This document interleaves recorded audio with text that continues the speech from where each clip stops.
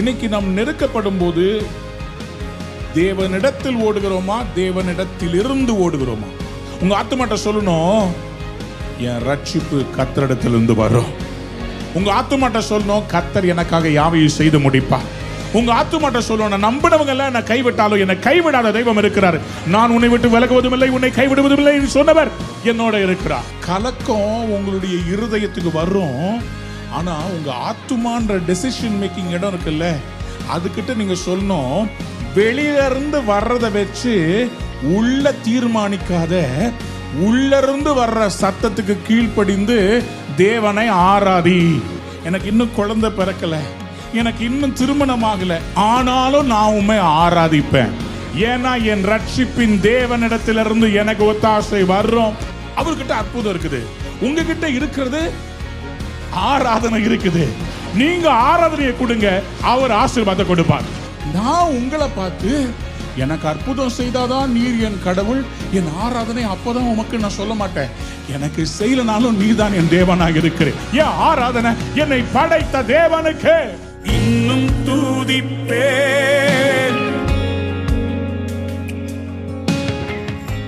சில வேளைகள் நம்முடைய சாட்சிகள் தாமதமாகும் போது நாம் என்ன செய்வது?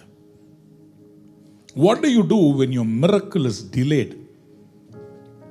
இன்றைக்கு என்னுடைய செய்தியினுடைய தலைப்புக்கும் இந்த சூழ்நிலைக்கும் நிறைய சம்பந்தம் இருக்கு. இழந்ததை திருப்பிக் கொள்வதை குறித்து பேசிக்கிட்டு இருக்கும்போது, இழந்ததை திருப்பிக் கொள்ள நாம் என்ன செய்ய வேண்டும் என்று உங்களோடு கூட நான் பகிர்ந்து கொள்ள விரும்புகிறேன். இழந்ததை நான் எப்படி திருப்பிக் கொள்வது? How can I redeem the things that I've lost? ஐயா, இழந்ததை பெற்றுக்கொண்ட பிறகு சாட்சி வருகிறது. சாட்சி வருவதற்கு முன்பாக நான் என்ன செய்ய வேண்டும்? என் அற்புதத்துக்காக தேவனிடத்திலிருந்து வாக்குத்தத்தத்தை பெற்றுவிட்டேன். வாக்குத்தத்தத்தை பெறும் வரையிலும், அவர் வாக்கினால் சொன்னதை கையினால் நான் பெற்றுக்கொள்ள வரையிலும் நான் என்ன செய்ய வேண்டும்? சங்கீதக்காரன் என்ன செய்தார்? ஆராதிக்கிறவர்கள் என்ன செய்வார்கள்? அதுதான் என்னுடைய செய்தியினுடைய தலைப்பு. சகலத்தையும் திருப்பிக் கொள்ளுவாய் என்கிற வார்த்தையினுடைய கடைசி செய்தி, 5வது செய்தி. சங்கீத புஸ்தகத்திலே 42ஆம் சங்கீதத்திற்கு உங்களுடைய வேதத்தை திருப்பும்படி அன்பாய் கேட்டுக்கொள்கிறேன். சங்கீதம் 42 5 11, சங்கீதம் 43 5, 3 வசனங்களும் ஒரே வசனம். ஆகவே இந்த வசனங்களை நீங்கள் குறிப்பெடுத்துக் கொள்ளுங்கள், அண்டர்லைன் பண்ணிக்கோங்க. சங்கீதம் 42 5, சங்கீதம் 42 11, சங்கீதம் 43 5. 3 verses are the same verse. என்ன வசனம் வாசிக்கலாமா? என் ஆத்துமாவே, நீ ஏன் கலங்குகிறாய்? ஏன் எனக்குள் தியங்குகிறாய்? தேவனை நோக்கி காத்திரு, அவர் சமூகத்தின் ரட்சிப்பின் நிமித்தம் நான் இன்னும் அவரை துதிப்பேன். என் செய்தியின் தலைப்பு, இன்னும் துதிப்பேன், இன்னும் அவரை துதிப்பேன். இவர் ஒரு தீர்மானம் எடுக்கிறார். என்ன தீர்மானம்? நான் கர்த்தரை துதிக்க போறேன். எப்படிப்பட்ட சூழ்நிலையில் அவர் அந்த தீர்மானத்தை எடுக்கிறார்? சங்கீதம் 42 அடைக்குறிப்பு சொல்லுகிறது, கோராகின் புத்திரரில் உள்ள ராகத் தலைவனுக்கு ஒப்புவிக்கப்பட்ட மஸ்கீல் என்னும் தாவீதின் சங்கீதம். மஸ்கீல் என்கிற ராகத்தில் எழுதி அமைக்கப்பட்ட ஒரு சங்கீதம். யாருடைய சங்கீதம்? தாவீதின் சங்கீதம். தாவீது இந்த சங்கீதங்களை அவர் எப்பொழுது எழுதினார்? அவர் வனாந்திரத்திலே சவுலுக்கு தப்பித்து ஓடிக்கொண்டிருக்கும் போது எழுதியிருக்கிறார். அவர் சாதாரண வாழ்க்கை வாழும்போது அல்ல, அவருடைய கஷ்ட நேரத்தில், அவருடைய நெருக்கத்தில் அவர் ஆண்டவரை பார்த்து பாடின சங்கீதம். 1ஆம் வசனத்தை வாசித்து பார்க்கும்போது, மானானது நீரோடைகளை வாஞ்சித்து கதறுவது போல தேவனே என் ஆத்துமா உம்மை வாஞ்சித்து கதறுகிறது. மான் ஏன் தெரியுமா தண்ணீரை வாஞ்சிக்குது? மானுடைய உடம்புல இருந்து பயங்கரமான ஸ்மெல் வரும். மானை வேட்டையாடுற அந்த மனிதன், அந்த ஹண்டர் இருக்கிறான்ல, வேடன், மானுடைய சென்ட்டை வச்சே கண்டுபிடிச்சிருவான். ஆகவே இந்த மான் என்ன பண்ணும், நீர்நிலைகள் எங்கே இருக்குதுன்னு சொல்லி அதை ஓடுறதுனால தாகம், இன்னொரு பக்கம் அது மேலே வர்ற சென்ட்டை எப்படியாவது அழிக்கணும்.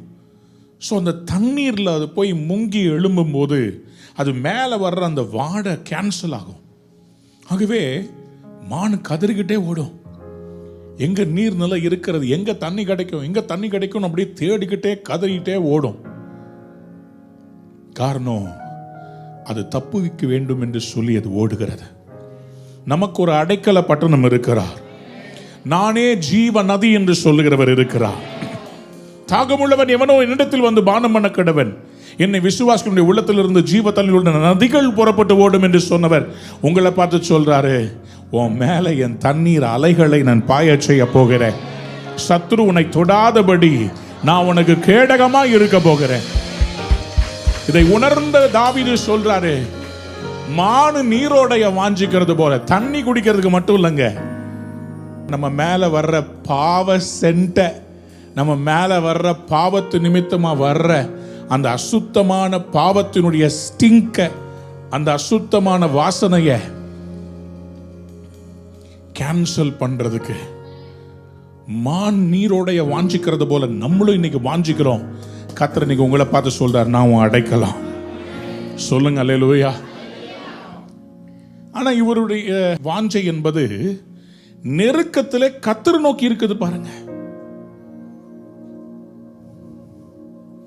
இன்னைக்கு நாம் நெருக்கப்படும் போது தேவனிடத்தில் ஓடுகிறோமா, தேவனிடத்தில் இருந்து ஓடுகிறோமா? Are we running to God? Are we running from God? தாவீது நெருக்கப்பட்ட போது தேவனிடத்திலே போய் அவருடைய சமூகத்திலே ஆராதித்தான். கர்த்தர் சொன்னார், சகலத்தையும் திருப்பிக் கொள்ளுவாய். தன் தேவனாகிய கர்த்தருக்குள் தன்னை திடப்படுத்திக் கொண்டான். நாம் 1 சாமுவேல் 30ஆம் அதிகாரம் 6ஆம் வசனத்திலிருந்து 8ஆம் வசனம் முடிய வாசிக்கும் போது, David derived strength from the Lord through worship. தேவனுக்குள் தன்னை திடப்படுத்திக் கொண்டார். இன்றைக்கு உலகத்துக்கும் கர்த்தருடைய பிள்ளைகளுக்கு இருக்கிற வித்தியாசம் என்ன தெரியுமா? உலகம் தனக்கு நெருக்கம் வரும்போது மாம்சத்தில் இருக்கிற எல்லா சொல்யூஷனையும் தேடும். ஆனால் கர்த்தருடைய பிள்ளை நெருக்கம் வரும்போது தன் ஆத்துமாவை கர்த்தருக்கு நேராக திருப்பி அவரை நோக்கி அமர்ந்துரு, அவரிடத்திலிருந்து உனக்கு ஒத்தாசை வரும்னு பேசுவோம். Somebody said amen. என்ன அழகா பேசுறார் பாருங்க. என் ஆத்துமாவை நீ ஏன் தியங்குகிறாய்? ஆங்கிலத்தில் இந்த டிரான்ஸ்லேஷன் என்ன போட்டிருக்குன்னா, ஏன் கலங்குகிறாய் என்று எழுதப்பட்ட இடத்துல why are you downcast my soul? downcastனா என்ன அர்த்தம்? கீழே விழுந்து கிடக்கிறியே. சில நேரத்தில் நம்முடைய சூழ்நிலைகள் கீழே தள்ளப்பட்ட சூழ்நிலை. கர்த்தர் சொல்றாரு, எப்பக்கத்திலும் நெருக்கப்பட்டும் நீ இடறி விழமாட்ட, உன்னை தாங்குகிற தேவன் நான் இருக்கிறேன், விழாம தப்புவிக்கிற தேவன் நான் இருக்கிறேன். கைகளை உயர்த்தி வர அல்லேலூயா சொல்லுங்க, அல்லேலூயா. அவர் தன் ஆத்துமாவை பார்த்து பேசுறார்.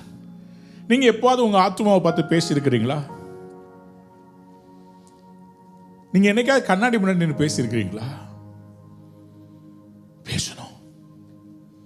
நான் பல முறை ஒரு ஆராதனையில் நான் எழும்புறதுக்கு முன்னாடி பல முறை நெருக்கத்தில் இருக்கும்போது நான் என்னோட பேசுறது உண்டு. எனக்கு ஆண்டவர் கொடுத்த வாக்கு தத்தத்தை நான் நினைப்பூட்டி, கடந்த வாரத்தில் அமெரிக்காவில் நான் ஒரு நாள் போயிருந்த போது 25 வருடங்களாக காட்டுக்குள்ள வசித்து கொண்டிருக்கிற ஒரு அம்மா, அவங்க எப்போவாவது தான் வெளியே வருவாங்க. அவங்க கூட்டத்துக்கு வர்றவங்களுக்கு டக்குன்னு கூப்பிட்டு தீர்க்க தரிசனம் சொல்லுவாங்க. அந்த அம்மா என்னை கூப்பிட்டு சொல்றாங்க, உனக்கு கொடுத்த வாக்குத்தம் ஒன்றுமே தரையில விழாது, எழுப்புதலை உன் மூலமா கொண்டு வருவேன்னு சொன்னேன், நான் கண்டிப்பா செய்வேன். அந்த அம்மாவுக்கு என் பேர் தெரியாது. அந்த அம்மா சொல்றாங்க, தோமாவுக்கு நான் கொடுத்த அந்த எழுப்புதல் உன் மூலமாய் இந்தியாவில் நிறைவேறும், உன்னை அதுக்கு தான் தோமான்னு நான் பேர் வச்சிருக்கிறேன். எழுப்புதல் உனக்கு கொடுக்கப்பட்ட மேண்டேட், உன் மூலமா ஒரு பெரிய எழுப்புதலை கொண்டு வரேன்னு அந்த அம்மா சொல்லும்போது நான் கதறி கதறி அழுதேன். நான் ஓரமா உட்கார்ந்திருந்தேன், சோர்ந்து போய். நான் என் ஆத்துமாட்ட பேசிட்டு இருக்கிறேன், ஆண்டவரே என் ஆத்துமா சோர்ந்து இருக்கிறது, என் ஆத்துமா உடைந்து இருக்கிறது. நான் வேதனையில் கண்ணீர், நைட்டெல்லாம் தூங்க முடியாது. அந்த நேரத்தில் என் ஆத்துமா கிட்ட பேசுவேன். இந்த ஆத்துமா இருக்கு பார்த்தீங்களா, உங்ககிட்ட பேசும். கேட்டிருக்கீங்களா அந்த ஆத்துமா பேசுறது? நீ ஏன் உயிரோட இருக்கிற? ஏன் இப்படி எல்லாரும் உனக்கு விரோதமா இருக்கிறாங்க? ஏன் இவ்வளவு உடைஞ்சிருக்கிற? ஏன் இப்படி இருக்கிற? பல நேரத்தில் ஆத்துமா நம்ம கிட்ட பேசுறத கேட்கிறோமே, ஆத்துமா கிட்ட திருப்பி பேசுறோமா? உங்க ஆத்துமாட்ட நீங்க திருப்பி பேசணும். உங்க ஆத்துமாட்ட சொல்லணும், என் ரட்சிப்பு கர்த்தரிடத்திலிருந்து வரும். உங்க ஆத்துமாட்ட சொல்லணும், கர்த்தர் எனக்காக யாவையும் செய்து முடிப்பார். உங்க ஆத்துமாட்ட சொல்லணும், நான் நம்பினவங்க எல்லாம் என்னை கைவிட்டாலும் என்னை கைவிடாத தெய்வம் இருக்கிறார். நான் உன்னை விட்டு விலகுவதும் இல்லை, உன்னை கைவிடுவதும் இல்லை என்று சொன்னவர் என்னோட இருக்கிறார். கையை உயர்த்தி ஆமென் சொல்லுங்க. சங்கீதம் 62:5 ஆத்துமா கிட்ட பேசுறத பாருங்களேன்.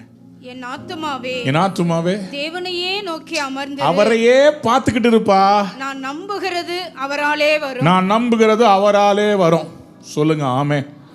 அவரே என் கண்மலையும் என் ரட்சிப்பும் என் உயர்ந்த அடைக்கலுமானவர். நான் அசைக்கப்படுவதில்லை. நான் அசைக்கப்படுவதில்லை. கையை உயர்த்தி ஆமென் சொல். பக்கத்தில் பார்த்து அசைக்கப்படுவதில்லை. ஆத்துமாவே, உங்ககிட்டயே பேசிக்கோங்க பாப்போம். இருதயத்தில் கை வச்சு சொல்லுங்க, என் ஆத்துமாவே ஏன் கலங்குகிறாய்?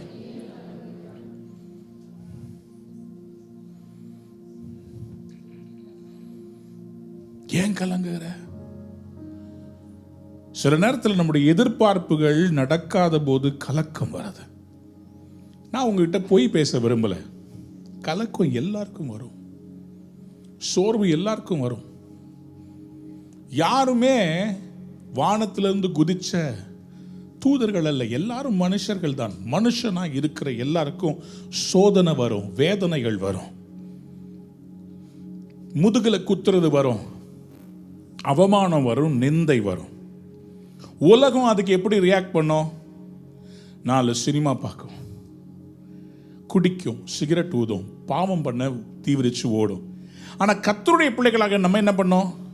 நம்ம ஆத்துமா அவருக்கு நேராக திருப்பி, நான் இன்னும் துதிப்பேன். கம் ஆன், யாராவது சொல்லுங்க.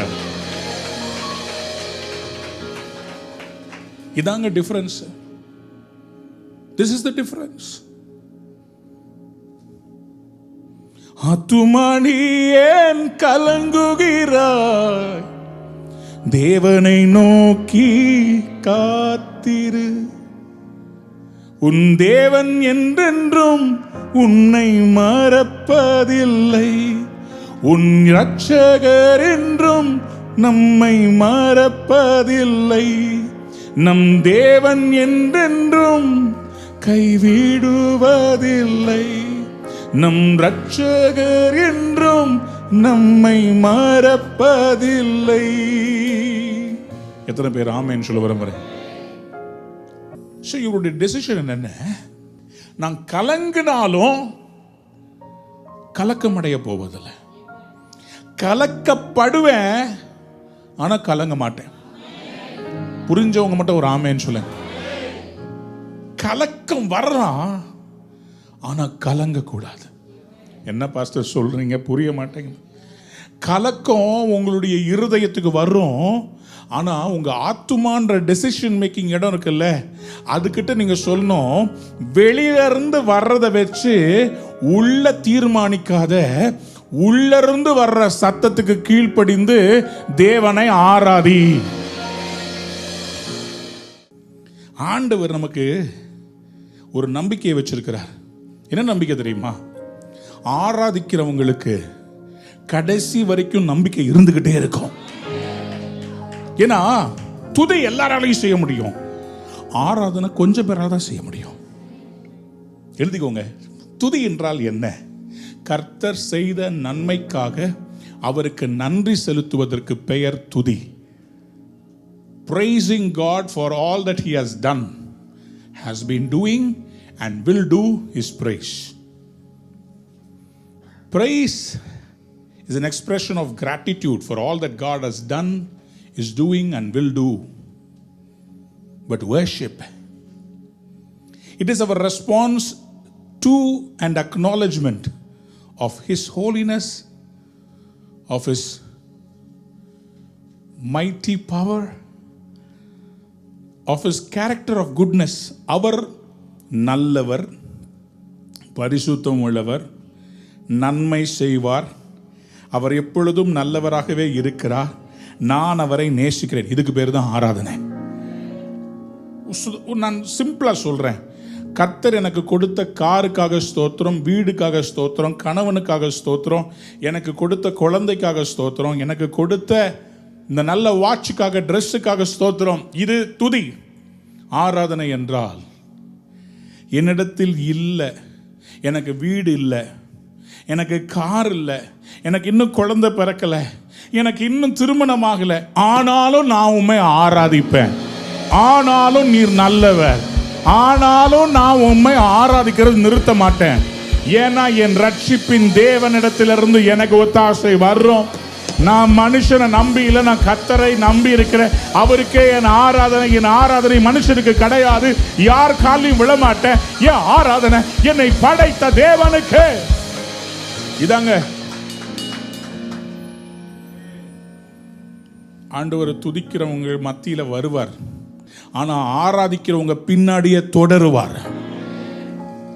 யோவான் எழுதின சுவிசேஷம் 4ஆம் அதிகாரத்திலே 21 to 24 வாசித்து பார்க்கும்போது, உண்மையாய் தொழுது கொள்கிறவர்கள் பிதாவை ஆவியோடும் உண்மையோடும் தொழுது கொள்ளும் காலம் வரும். ஆவியோடு துதிக்கிறத ஆராதிக்கிறத நான் புரிஞ்சுக்கிறேன், ஆனா உண்மையோடு தொழுது கொள்ளும் காலம்னா என்ன அர்த்தம்? உண்மைனா என்னங்க? சத்தியம். பொய்யான ஒரு தெய்வத்தை வணங்கலங்க, உண்மையுள்ள தெய்வத்தை நம்ம ஆராதிக்கிறோங்க. ஏதோ மாலை போட்டதுனால, ஏதோ அது பெருசா இருக்கிறதுனால நம்ம அதை வணங்கல. நம்ம யாரை வணங்குறோம்னா, பூமிக்கே மூச்சு காத்த கொடுத்தவரை ஆராதிக்கிறோம். அப்போ நான் அவரை ஆராதிக்கும் போது அவர் எனக்கு எல்லாம் செய்து முடிப்பார்னு உண்மையா ஆராதிக்கணும். ஆண்டவர் மேனிப்புலேஷனே விரும்பல. உங்ககிட்ட இருந்து சும்மா நான் கடவுளுக்கு இதை கொடுத்தா அவர் எனக்கு அதை கொடுப்பாரு, அதெல்லாம் கிடையாது. அவர் எனக்கு என்ன கொடுக்கலனாலும் பரவாயில்ல, அவர் நல்லவர்.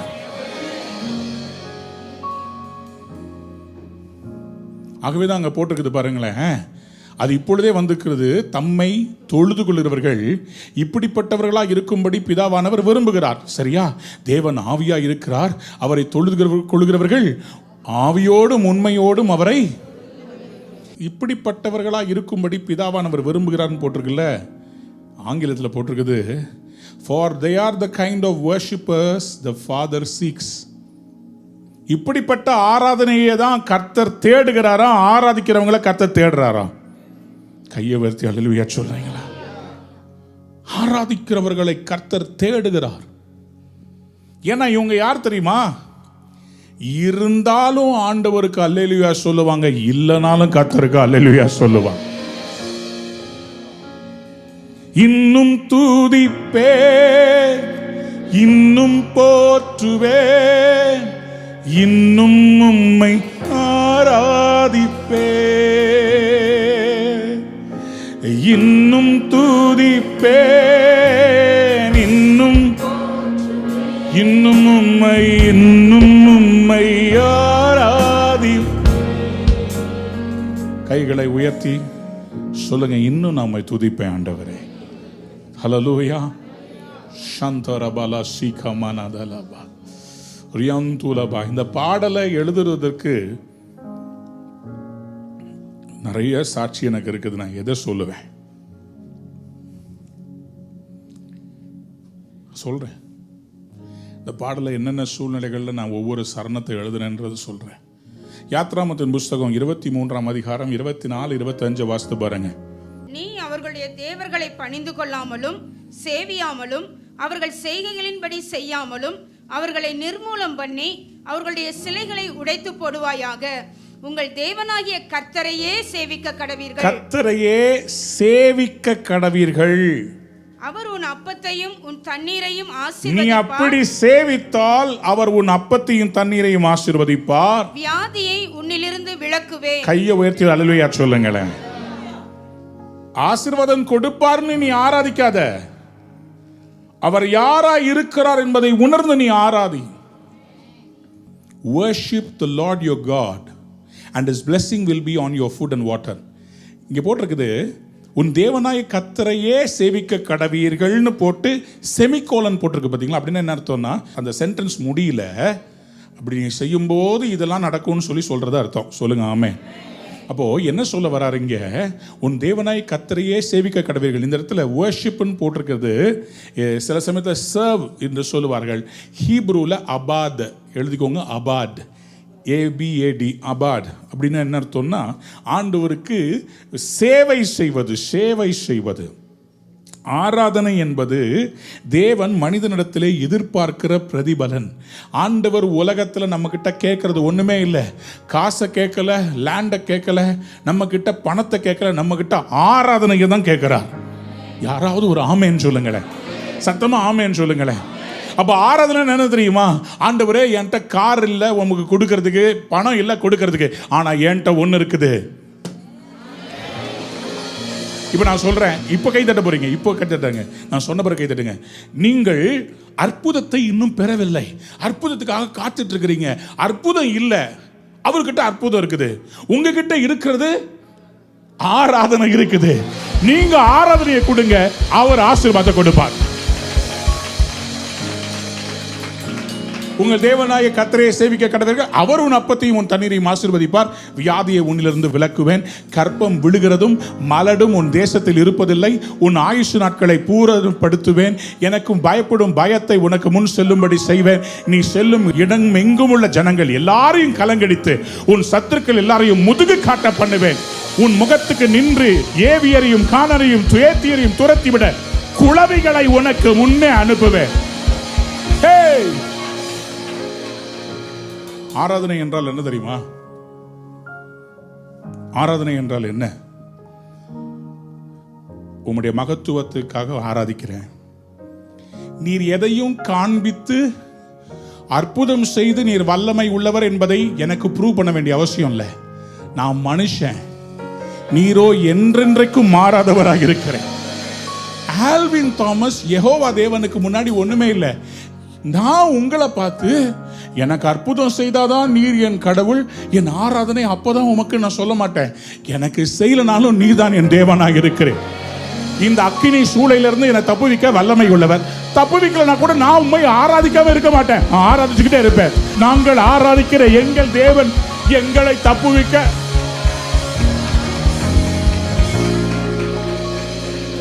அதாங்க ஆராதனை. தானியேல் 3:16-17 அதுதான் ஷாத்ராக், மேஷாக், ஆபேத்நேகோ செய்தார்கள்.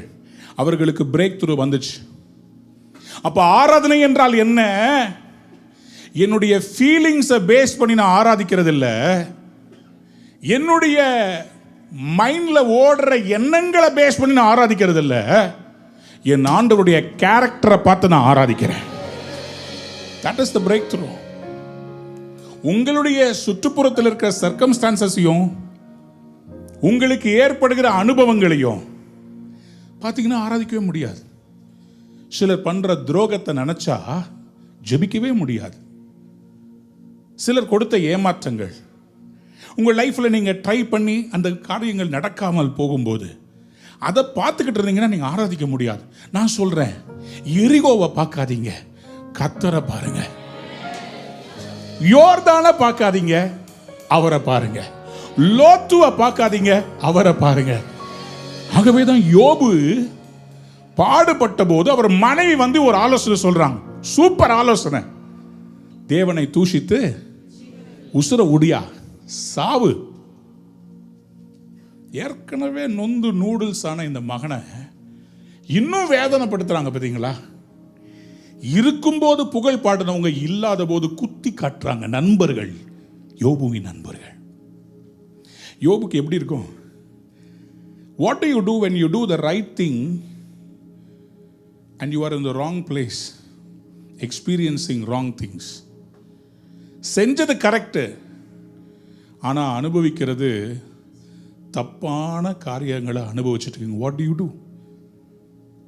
கர்த்தர் சொன்னாருன்னு நீங்க ஒன்று செய்றீங்க, கர்த்தர் சொன்னாருன்னு இவர் பரிசுத்தமா வாழ்றாரு. பிள்ளைங்க பரிசுத்த குலைச்சலா இருக்கிறாங்க, குடிகார பிள்ளைங்களா இருக்கிறாங்க. டெய்லி அவங்களுக்காக இவர் பலியிடுறார். எவ்வளவு நாள் பண்ண முடியும்? பாவம் செய்யறவனுடைய வீட்டு வாசல்ல பாவம் படுத்திருக்குன்னு சொல்லி ஆண்டவர் சொன்னார் காயின் கிட்ட. நன்மை செய்தால் உனக்கு மேன்மை இல்லையோ, பாவம் செஞ்சா பாவம் வீட்டு வாசப்படியில் படுத்திருக்கும். அதனால தான் வாசப்படியில் ஒரு புயல் வந்துச்சு, வாச நிலைக்கால் பெயர்ந்து அந்த பிள்ளைகள் மேலே விழுந்து செத்து போயிட்டாங்க. அவங்க பண்ண தப்புக்கு அவங்க அனுபவிச்சாங்க. இதுக்கு யோபு ஏன் வந்து நோபு அவனுடைய பிள்ளைங்களாச்சே. வலி அவங்களுக்கு மட்டும் இல்லை, இவனுக்கும் தானே. பிள்ளைகளை இழந்தான், உடைமைகளை இழந்தான், சரீரத்தில் இருக்கிற சுகத்தை இழந்தான். ஆனால் இந்த யோபு கர்த்தர்கிட்ட என்ன சொன்னார் தெரியுமா? ஆண்டவர்கிட்ட சில நேரத்தில் நீர் என்னை கொன்று போட்டால் நலமா இருக்கும்னு சொன்னார். ஒரு வெட்டு 2 துண்டா போயிடுச்சுன்னா நல்லா இருக்கும், என் பிறந்த நாளை நான் சபிக்கிறேன். இதெல்லாம் ஒரு வர்ஷிப்பர் சொல்லுவாங்க. அவனு மனுஷன் தானே, சூப்பர் மேன் இல்லைல்ல. கிறிஸ்தவம் என்பது லாட்ரி சீட் இல்லை, சுரண்ட லாட்ரி இல்லை. எனக்கு 10 கோடி கிடைச்சிருச்சு, அப்படிலாம் நடக்காது. Step by step by step by step.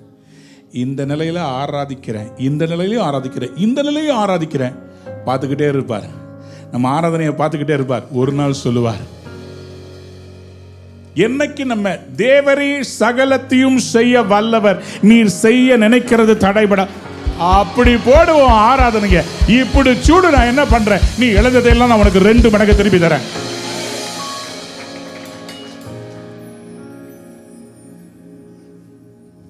யோபுவின் புஸ்தகம் 19ஆம் அதிகாரத்தில் 26ஆம் வசனத்தை சொல்றாரு, என் தோல் முதலானவை அழுகின பின்பு நான் என் மாம்சத்தில் இருந்து என் மாம்சத்துல இருப்பேன், தேவனை பார்ப்பேன். தோல் போயிருச்சு, எலும்பு இருக்குல்ல. சில பேர் கேட்கல, தோல் போயிருச்சு, எலும்பு இருக்குல்ல, எலும்பு இருக்குல்ல. எலும்புகளை உயிரடைய செய்கிறவரால என் எலும்ப மறுபடியும், எலும்புக்குள்ளதாங்க ஜீவனே இருக்குது. எதுக்கு கேன்சர் வந்தா போன் மேரோ டிரான்ஸ்பிளான்ட் பண்றாங்க? ஏன்னா அங்கதான் ஜீவனே இருக்குது. உலர்ந்த எலும்புகளை கர்த்தர் உயிரடைய செய்தது எப்படி? அந்த எலும்புகளை நினமுள்ளதாக்க மாற்றினார். உடனே உயிர் வந்துருச்சு. அழுகின பின்பு அவரை பார்ப்பாராம். எப்படி பார்ப்பாரு? பிள்ளைங்க கண்ணு மூலமா இல்ல, என் சொந்த கண்களால் அவரை பார்ப்பேன். அவருக்கு நம்பிக்கை என்ன? நான் ஆராதிக்கிற என் தேவன் என்னை தப்புவிக்க வல்லமை உள்ளவராக இருக்கிறார், என்னை மறுபடியும் எழுப்புவார், என்னை வெட்கப்பட விட மாட்டார். கையை உயர்த்துவார். ஹல்லேலூயா சொல்லுங்க. ஹல்லேலூயா. That's a worshipper. இந்த சங்கீதக்காரனாகிய தாவீது சவுல்ட்ட இருந்து ஓடிக்கிட்டே இருக்கும் போது இந்த மாதிரி பாட்டை எப்படியா பாட முடியுது உம்மால? சங்கீதம் 42 3ஆம் வசனத்தை பாருங்க. உன் தேவன் எங்கே என்று அவர்கள் நாள்தோறும் என்னிடத்தில் சொல்லுகிறபடியினால் இரவும் பகலும் என் கண்ணீரே எனக்கு உணவாயிற்று. சில நேரத்துல கர்த்தர் உங்க கூட இருக்கிறார்ன்றதை நீங்க ப்ரூவ் பண்ணவே முடியாது தெரியுமா? ஏன்னா உங்க சூழ்நிலைகள் அந்த மாதிரி இருக்கும். நீங்க கஷ்டமான பாதைகள் நடந்து போகும்போது கர்த்தர் கூட இருக்கிறான்னு ப்ரூவ் பண்ண முடியாது. ஏன்னா நீங்க ஃபெயிலியரா இருப்பீங்க. ஆனா தண்ணீர்களை கடக்கும் போது உன் கூட இருப்பேன்னு சொன்னவர் கூட நடந்துகிட்டு இருப்பார். மனுஷங்க கண்ணுக்கு தெரியாது. அக்கில் நடந்தாலும் வேகாது இருப்பார், அவர் கூட இருப்பாரு, தெரியாது. ஆனா ஒரு நாள் வரும், 4வது ஆளா அக்கினி சூளைக்கு நடுவில் அவர் இறங்கி வர்ற நாள் வருண்டோய். அன்னைக்கு எல்லாருக்கும் தெரியும். உள்ள தூக்கி போட்டவன் காலில் விழுந்து சொல்லுவான், உங்கள் தேவன், நீங்கள் ஆராதிக்கிற தேவன் தான். கேட்கல? கையை தட்டி ஒரு சத்தமா அல்லேலூயா, ஹல்லேலூயா. ஷாத்ராக் மேஷாக் ஆபேத்நேகோட 4வது ஆள் உள்ள அக்கினி சூளையில தோன்றினாரே, அவரை பார்த்த உடனேயே விடுதலையோடு இவங்க உள்ள அசைவாடுறத பார்த்த உடனே நேபுகாத் நேச்சார் சொல்றாரு, ஷாத்ராக் மேஷாக் ஆபேத்நேகோ என்பவர்களே வெளியே வாருங்கள், சொல்லிட்டு சொல்றாங்க, உங்கள் தேவனை தவிர வேற எந்த தேவனையும் சேவித்து பணியாமல் அவரையே நம்பி. யார் சொல்றா சாட்சி? இப்போ நேபுகாத்நேச்சார் சாட்சி சொல்றாரு பாருங்க, தானியேல் 3:28. அவர்கள் தங்களுடைய தேவனை தவிர வேறொரு தேவனையும் சேவித்து பணியாமல் அவரையே நம்பி ராஜாவின் கட்டளையை தள்ளி. யார்? இவர்தான் சட்டம் போட்டு சொல்றாரு. ராஜாவின் கட்டளையை தள்ளி தங்கள் சரீரங்களை ஒப்பு கொடுத்ததினால் அவர் தமது தூதனை, தமது தூதன்னு சொன்னாலே அதுதான் இயேசு கிறிஸ்து. கையை உயர்த்தி அல்லேலூயா சொல்லுங்க. அக்னியில இருந்தும் வெந்து போகாம இருக்கிறவர் யார் தெரியுமா? அவர்தான் இயேசு. அக்னி மயமானவர். பூமியின் மேல் அக்னியை போட வந்தேன், லூக்கா 12:49 சொன்னாரு. அவர் தான் அங்க உள்ள வந்தாரு. அக்னி ஜுவாலை, அவர் கண்கள் அக்னி ஜுவாலை, அவர் சிரசெல்லாம் அக்னி, அவர் இடுப்புக்கு மேலாக காணப்பட்டதெல்லாம் அக்னி, அவர் பாதங்கள் உலைக்களத்திலே காய்த்து எடுக்கப்பட்ட வெண்கலம் போல. அவர் தான் அக்னியில் இறங்கினார். அவர் தம்முடைய தாசரை விடுவித்தார். 29 ஆதலால் சாத்ராக் மேஷாக் ஆபேத்நேகோ என்கிறவர்களுடைய தேவனுக்கு விரோதமாய் தூஷண வார்த்தையை சொல்லுகிற எந்த ஜனத்தானும் எந்த ஜாதியானும் எந்த பாஷைக்காரனும் துண்டித்து போடப்படுவான். இவ்விதமாய் ரட்சிக்கத்தக்க தேவன் வேறு ஒருவரும் இல்லை. இந்தியாவில் இப்படிப்பட்ட டெஸ்ட் பண்ணி வரப்போகுது. யாராவது ஒரு ஆமேன்னு சொல்லுங்க. யார் தூக்கி நம்ம அக்கினி சூளையில போடுறாங்களோ அவங்களே சொல்லுவாங்க ஒரு நாள், இது மாதிரி அக்கினியால உத்தரவு கொடுக்கிறதுக்கு வேறொரு தெய்வம் இல்லை, இவரே கிறிஸ்துதான் தெய்வம். ஆனா இதெல்லாம் எங்க ஆரம்பிச்சிச்சு? நாங்கள் ஆராதிக்கிற எங்கள் தேவன் எங்களை தப்புவிக்க வல்லமை உள்ளவர்னு சொல்லி ஆராதனையில தானே ஆரம்பிச்சிச்சு அற்புதம். எழுதுங்க, ஆராதனையில் தான் அற்புதம் ஆரம்பமாகும். கட்டிக்கிட்டு இருக்கும்போது ஆராதிக்கிறாங்க, தூக்கி உள்ள போடும்போது ஆராதிக்கிறாங்க. அழுகல, கத்தல, கூப்பாடு போடல. இன்னைக்கு உங்களை கூட கட்டி தூக்கி உள்ள போடுறாங்களா? கவலைப்படாதீங்க. உங்களை தூக்கி போட்டவங்க வேணா அக்கினியில சாகலாம், ஆனா உங்க முடி கூட கருகாதபடி அக்கினியில் போட்டாலும் கிருபை தாங்கியதே, என் முடி கூட கருகாமல் புகை கூட அணுகாமல் கிருபை தாங்கியதே. அக்கினியின் சூளையில் வெந்து வெந்து போகாமல் கிருபை தாங்கினதே, என் முடி கூட கருகாமல் புகை கூட அணுகாமல். அல்லே அல்லே லூயா, அல்லே அல்லே லூயா, அல்லே அல்லே லூயா, அல்லே. வல்ல கிருபை நல்ல கிருபை வலுவாவல் காத்த சுத்த கிருபை.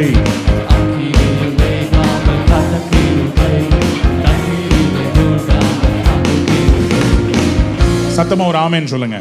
பக்கத்துல பார்த்து சொல்லுங்க, கருகி போக மாட்டீங்க, பொன்னா விளங்குவீங்க.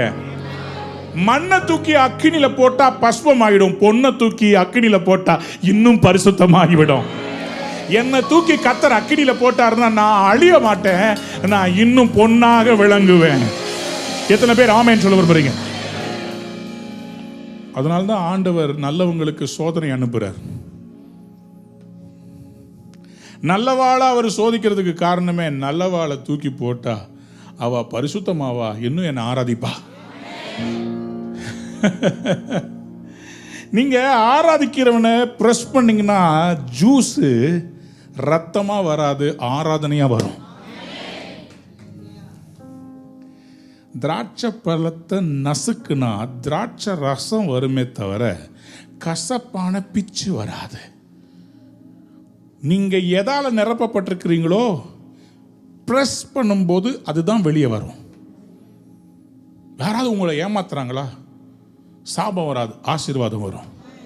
ஏன்னா உங்ககிட்ட குப்பை இல்லை, உங்ககிட்ட நல்ல எண்ணம் இருக்கு. துரோகம் பண்றாங்கன்னா அவங்க மனசுல என்ன இருக்குதோ அதுதான் அவங்க செய்வாங்க. உங்ககிட்ட என்ன இருக்குதோ அதை மாத்தாதீங்க. சொல்லுங்க ஆமே. பக்கத்துல பார்த்து உங்க ஆராதனைய காம்ப்ரமைஸே பண்ணாதீங்க. எனக்கு அன்பு பிள்ளைங்க, ஏசாமி கிட்ட வந்து சொல்றாங்க, உங்களுடைய ஃப்ரெண்டு லாசரு ரொம்ப சுகம் இல்லாமல் இருக்கிறான். ஆண்டவர் சொல்றாரு, இருக்கட்டும். தொடர்ந்து 2 நாள் ஊழியம் பண்றார். 2 நாள் முடிஞ்ச உடனே சொல்றார், போகலாம், லாசருவை பார்க்க போகலாம். டிசைபிள்ஸ்லாம் சொல்றாங்க, வெரி லேட் காட். அவர் சொல்றாரு, என்னுடைய வாட்சில் லேட்டுனே கிடையாதுப்பா. எல்லாரும் பக்கத்தை பார்த்து சொல்லுங்க, உங்க வாட்சை விட கர்த்தருடைய வாட்ச் வேற மாதிரி. அவர் வேற மாதிரி ப்ரோ. உங்க லைஃப்ல நீங்க எல்லாம் சொல்லுங்க, எல்லாம் முடிஞ்சிருச்சுன்னு. அவர் சொல்லுவார், இல்லையே இல்லையே, செத்தால உன்னை உசுரோட எழுப்பக்கூடிய நான் சொல்றேன் முடியல. எல்லாரும் சொல்றாங்க முடிஞ்சு, அவள்தான் அவள்தான் அவள்தான், அவங்க எந்திரிக்கவே மாட்டான். இன்னைக்கு நிறைய பேர் உங்க பேரை தீர்ப்பு எழுதிட்டு அவங்க எல்லாம் உங்களை வந்து சொல்றாங்க, சான்ஸே இல்லைங்க, நான் பார்த்துட்டேங்க, எவ்வளவோ நான் எல்லாம் பார்த்துட்டேன், முடியவே முடியாது. இவங்க எந்திரிக்க மாட்டாங்க. அவங்க இப்படியே தான் இருப்பாங்க, எப்போ பார்த்தாலும் இப்படி தான் சொல்லிக்கிட்டே இருப்பாங்க. நடக்காது. அப்படி சொல்றவங்களுக்கு கர்த்தர் செய்து காமிக்க போறாரு. லாசருவோட கூட பிறந்த சகோதரிகள் 2 பேர் ரொம்ப நேசிச்சவங்க. ஆண்டவர் இயேசு இப்போ வரார். வந்த உடனே ஒரு சகோதரி சொல்றா, நீ இருந்தீர்னா நடந்திருக்காது. அவர் சொல்றார், நான் இல்லாமல் இருக்கிறதுனால தான் நல்லது. பக்கத்தை பார்த்து சொல்லுங்க, இப்போ தெரியாது. நீங்க கேட்குறீங்க, நீ இருந்தால் இதெல்லாம் எங்களுக்கு நடப்பானே. நான் இல்லாமல் இருந்ததுனால இது நடந்தது நல்லதுன்றது லேட்டாக தான் உனக்கு புரியும், இப்போ புரியாது. கமான், சத்தமா ஒரு ஆமேன்னு சொல்லுங்க. இன்னும் சத்தமா ஆமேன்னு சொல்லுங்க. அப்படியானால் இவர் என்ன பண்றாரு? ஆராதிக்கிறவங்களுக்கு ஒரு விசுவாசம் வேணும். என்ன தெரியுமா? நான் கர்த்தரை என்ன சூழ்நிலையும், கர்த்தரை நான் எக்காலத்திலும் ஸ்தோத்திரிப்பேன், அவர் துதி எப்போதும். சங்கீதம் 34:1 வாசிக்கிறது மனப்பாடம் பண்றது ஈஸி. எப்போதும் என் வாயில் இருக்கும். லாசருவை கல்றையில் வச்சாச்சு. ஆண்டவர் சொல்றாரு, கல்றையை திறக்கலாமா, கல்லை புரட்டி போடலாமா? ஸோ அப்போ இவங்களுக்கு புரியல, எதுக்கு இவர் கல்லை புரட்ட சொல்றார். அவங்க சொல்றாங்க, நாரி போயிருக்கும், அழுகிருச்சுங்க. ஆனால் ஏசாமி நாருமேன்னு சொன்னாலும் கல்லை புரட்ட வேண்டாம்னு சொல்லலை. அவருக்கு உங்க நாத்தம் முக்கியம் இல்லை, உங்க ஜீவன் தான் முக்கியம். மற்றவங்களுக்கு நீங்க நாடுறீங்களா அல்ல நல்ல பெர்ஃப்யூம் வருதான்னு முக்கியம். அவருக்கு உங்க நாத்தம் பெருசு இல்லை, அவருக்கு நீங்க தான் முக்கியம். ஏய், somebody said amen. இன்னும் தூதிப்பே, இன்னும் போற்றுவே, இன்னும் உம்மை. எனக்கு பிடிக்கவே இல்லைங்க, எனக்கு இது மாதிரி பிடிக்கலைங்க. மணியை பார்க்குறேன், டைம் இந்த சர்வீஸ்க்கு முடிக்கணும். இப்போ நான் செய்தி பாதி தான் வந்திருக்கிறேன். இப்போ உங்களோட ஆராதிச்சு இன்னும் ஒரு 1 மணி நேரம் ஆராதனையில் நடத்தி கொண்டு போனால் எப்படி இருக்கும்? அதுக்கு எப்படி முடியும்? அடுத்த ஆராதனை வருவாங்களே. அப்போ நமக்கு என்ன தேவை? பெரிய இடம் தேவை, ஒரே ஆராதனை தேவை. ஆனாலும் துதிப்பேன். பெரிய இடத்துல இருந்து எங்களை தூக்கி போட்டு பல இடத்துல தூக்கிட்டு, ஒவ்வொரு வாரமும் ஸ்பீக்கரை தூக்கிட்டு பசங்க கண்ணீர் வடிச்சு இடுப்பு உடஞ்சு தூக்கிட்டு போனாங்கல்ல, அந்த டைம்ல தான் கர்த்தர் இந்த பாட்டை கொடுத்தாரு. எனக்கு ஆலயமே இல்லைனா கூட இன்னும் தூதிப்பே, இன்னும் போற்றுவே, இன்னும் உம்மை ஆராதி. இன்னும் துதிப்பேன்றது சாதாரணமாக வராதுங்க. ஏசாமி அங்கே நிற்கிறார். யோவான் 11:41 கல்லை புரட்டுகிறார்கள். கல்லை புரட்டின உடனே இயேசு தம்முடைய கண்களை ஏறெடுத்து, இப்போ ஏசாமி உள்ள பார்க்கல, உள்ள பார்த்தா நாரி போன லாசருவை பார்க்கணும். அவர் பிரச்சனையை பார்க்கலையே, தன்னை அனுப்பின பிதாவை பார்த்தார். பக்கத்தை பார்த்து சொல்லுங்க, மேலே பா, கீழே பார்க்காதே, சைட்லே பார்க்காதே, ஃப்ரெண்டே பார்க்காதே, நீங்க தான் அண்ணேன்னு சொல்றவங்களே பார்க்காதே. அவங்க எல்லாம் உன்னை பார்த்து ஒரு நாள் நாருமேன்னு சொல்லுவாங்க. ஆனா மேலே பார், உன்னை அழைத்த இயேசுவை பாரு, உன்னை தேடி வந்த ஆண்டவரை பாரு. லாசரு உங்க அக்காக்காக நீ என்னெல்லாம் செஞ்சா? அந்த அக்கா சொல்லிட்டாங்க, நாருமே. அக்கா சொல்றாங்க, வேணாம், கல்லை திறக்க வேணாம், நாரும். ஏசு சொல்றாரு, நார்னாலும் பரவாயில்ல, என் பிள்ளைய உயிரோடு நான் எழுப்ப போறேன். இவர் பார்த்து சொல்றாரு, பிதாவே, நீர் எனக்கு செவி கொடுத்தபடியினால் உம்மை ஸ்தோத்திரிக்கிறேன். என்னது? லாசர் இன்னும் அப்படிதாங்க இருக்கிறான். செத்தவனதான் அழுகி போன நிலைமையில இருக்கிறான். ஆனா இவர் சொல்றாரு, என் ஆராதனை எப்படிப்பட்டதுன்னா, நீங்க செத்தாலும் உயிர்ப்பிக்க வல்லமை உள்ளவர். நான் ஃபாஸ்டா முடிக்கிறேன். ஆபிரகாம் ஈசாக்கை கூப்பிட்டுட்டு மலைக்கு மேலே போறாரு. ஆதியாகமம் 22 அதிகாரம். கழுதையை கூட்டிக்கிட்டு வராங்க, கூட வேலைக்காரங்க வர்றாங்க. மேலே ஏறி போயிட்டே இருக்கும்போது திடீர்னு சொல்லி ஆபிரகாம் அந்த கூட வந்த வேலைக்காரங்கிட்ட சொல்றாரு, வேலைக்காரங்கிட்ட ஆதியாகமம் 22 அதிகாரத்தில் வேலைக்காரர்களை பார்த்து சொல்றாரு, நீங்க இங்க இருங்கள், நானும் பிள்ளையாண்டானோ அவிட மட்டும் போய் தொழுது கொண்டு திரும்பி திரும்பி திரும்பி திரும்பி திரும்பி திரும்பி திரும்பி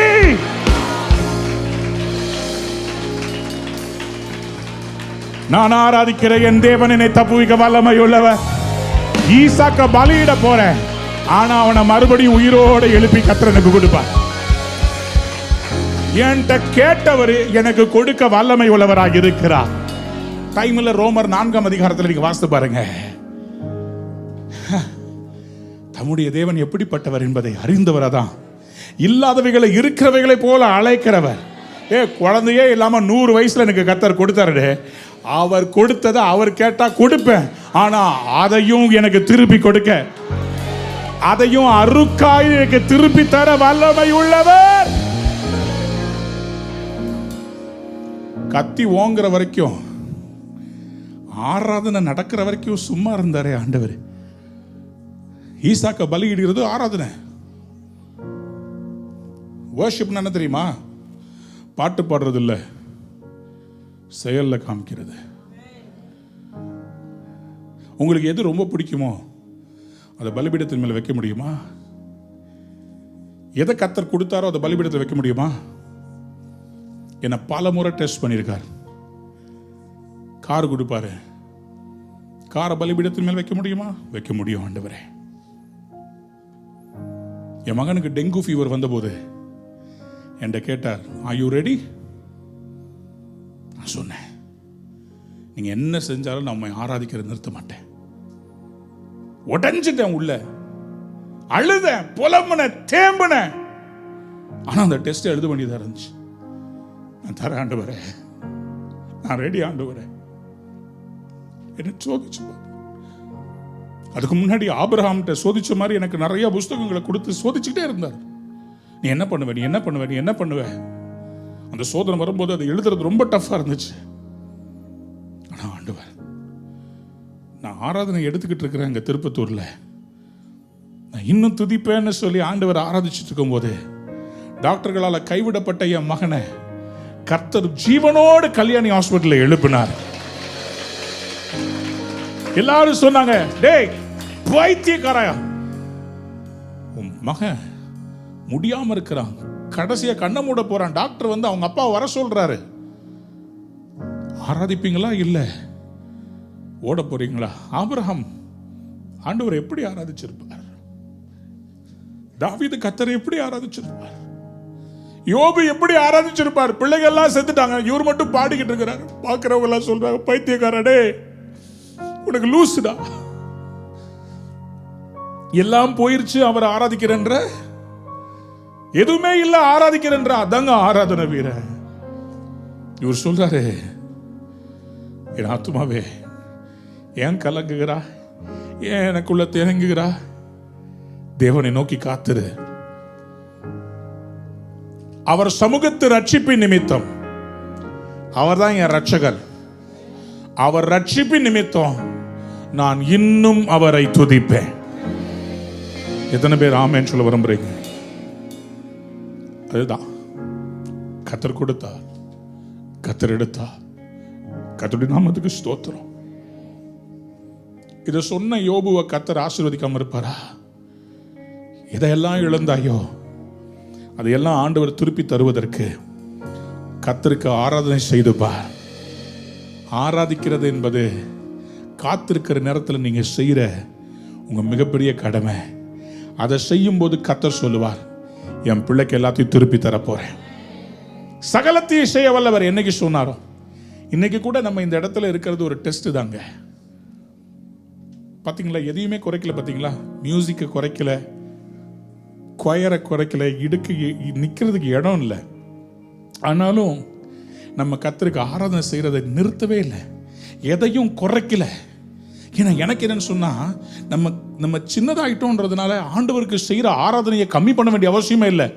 நான் இன்னும் துதிப்பேன்னு தான் இந்த இடத்துக்கு பிரைஸ் பிரேயர் டவர்னு வச்சிருக்கிறேன், சபைன்னு வைக்கல. ஏன்னா என்னை எவ்வளோக்கு எவ்வளோ சாத்தானை நீ அடிக்கிறியோ அவ்வளோக்கு எவ்வளோ நான் கர்த்தரை ஆராதிக்க போகிறேன்.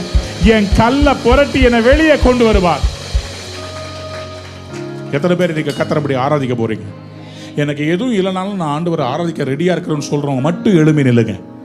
எனக்கு எல்லாம் கர்த்தர் செய்வார். எனக்கு என்ன பிரச்சனை இருந்தாலும் நான் ஆராதனை நிறுத்த மாட்டேன். எனக்கு என்ன வலி இருந்தாலும் நான் ஆராதனை நிறுத்த மாட்டேன். எனக்கு என்ன கிடைச்சதோ கிடைக்கலையோ நான் ஆராதிப்பேன். சொல்றவங்க கைகளை உயர்த்தி, நம்பிக்கையாவுமே இழந்தாலும் எல்லாமே முடிந்தது என்றாலும், நம்பிக்கையாவுமே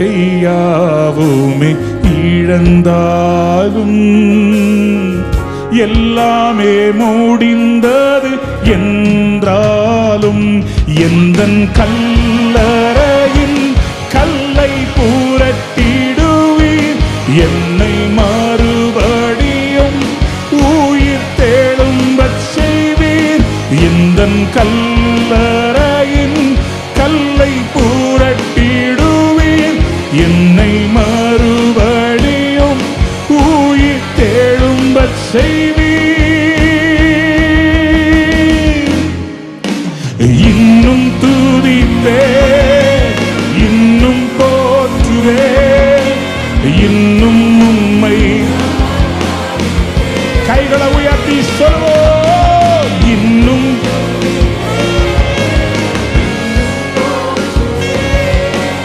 இன்னும் உம்மை. நல்லவர் நல்லவர் வல்லவர் சர்வ வல்லவர், நல்லவர் சர்வ இயேசு நல்லவர் வல்லவர். இது தடவை நல்லவர் சர்வ வல்லவர். இன்னும் துதிப்பே, இன்னும் போற்றுவே, இன்னும் உம்மை. இன்னும் துதிப்பேன், இன்னும் துதிப்பேன். சொல்லுவோம், இன்னும் உம்மை. நீங்க பாடுங்க, இன்னும் ஓ இன்னும் உம்மை. Come on choir, sing along with me.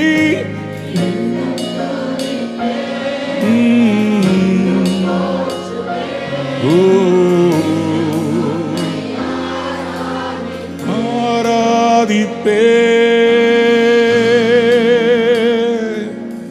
எக்காலமும் நான் துதிப்பேன், இந்நேரமும் நான் போற்றுவேன். எக்காலமும் நான் துதிப்பேன், இந்நேரமும் நான் போற்றுவேன். இன்னும் துதிப்பேன்,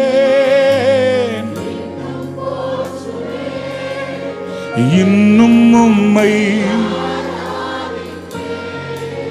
ஒரு சரணத்தை நான் பாட்டில் சேர்க்க முடியல, ஆனால் உங்களோட நேரடியாக பாட விரும்புகிறேன்.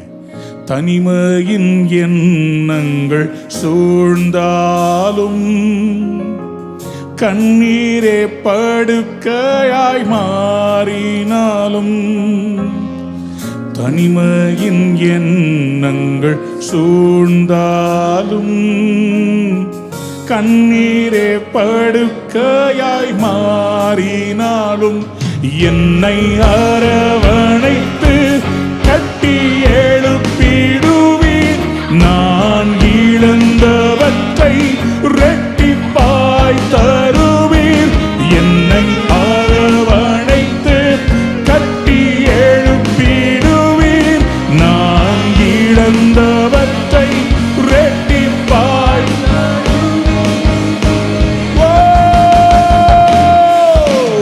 இன்னும் துதிப்பே, இன்னும் இன்னமும்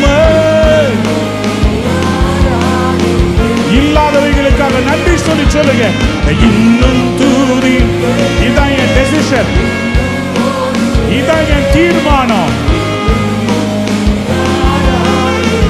நல்லவர் நல்லவர் நல்லவர் வல்லவர் சர்வ வல்லவர் நல்லவர். Everybody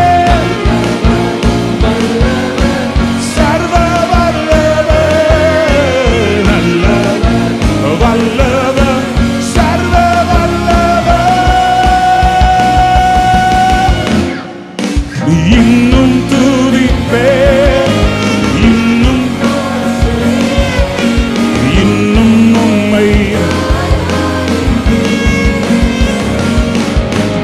இன்னும் துதிப்பே, இன்னும் போற்றுவே, இன்னும் உம்மை.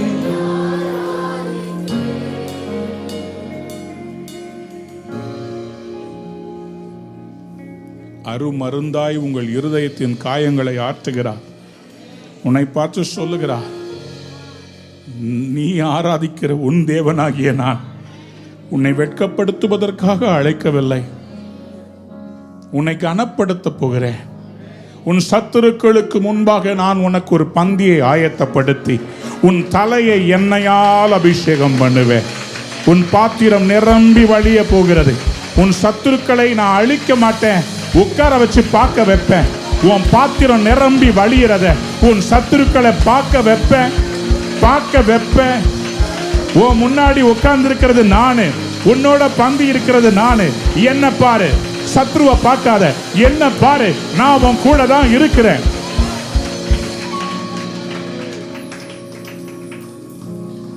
தகப்பனே, குழந்தை இல்லைன்னா கூட உங்களை ஆராதிக்கிறாங்களே, அவங்களுக்கு குழந்தையை தராமல் இருப்பீரோ? கற்பத்தில் குழந்தையை உருவாக்குவீராக. இந்த நாளில் வைராக்கியமாய் செபிக்கிறேன். அடுத்த வருஷம் நவம்பர் மாதத்தில் குழந்தை பிறக்க போகிறதற்காக நன்றி சொல்லுகிறேன். யூதா என்கிற பெயரை அவனுக்கு கொடுப்பீர்கள். இப்படி செய்ய போறதுக்காக நன்றி செலுத்துறோம். இயேசுவின் நாமத்தில் ஜெபம் கேளும் பிதாவே. அன்பான நேயர்களே, இந்நிகழ்ச்சியில் கொடுக்கப்பட்ட வாக்குத்தத்தங்களும் தீர்க்க தரிசன வார்த்தைகளும் உங்களுக்கு ஆசீர்வாதமாய் இருந்திருக்கும் என்று நாங்கள் நம்புகிறோம். நீங்கள் பெற்ற ஆசீர்வாதங்களையும் ஜெப விண்ணப்பங்களையும் மற்றும் உங்கள் காணிக்கைகளையும் அனுப்ப வேண்டிய எங்கள் முகவரி: ரூவா ஊழியங்கள், எண் 82, ஜவஹர்லால் நேரு சாலை, சிம்ஸ் மருத்துவமனை எதிரில், வடபழனி, சென்னை 26. உங்கள் காணிக்கைகளை ஆன்லைன் மூலமாக எளிதாக செலுத்தலாம்.